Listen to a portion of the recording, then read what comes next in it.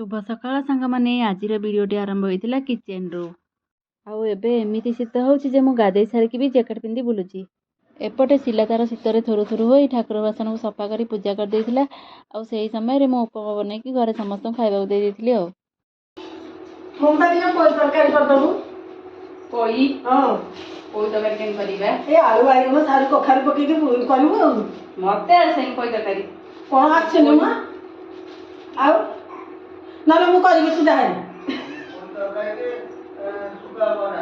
आ सुखा पके दे माँ को तो कहीदेली मते आसेनी सतरे कौन मते आसेनी ना मो जेमिति कि माँ आमर कही शुखुआ पकईकी पोई तरकारी करने को शुखुआ को आगे भाजी देइथिली। तापर पोईटे जेहेतु टिके नाल अंश थाए सेतिपई ताकू भी भाजी देइथिली। तापर घरे जेमिति नॉर्मली राई तरकारी करा जाए सेमिति बनै देइथिली।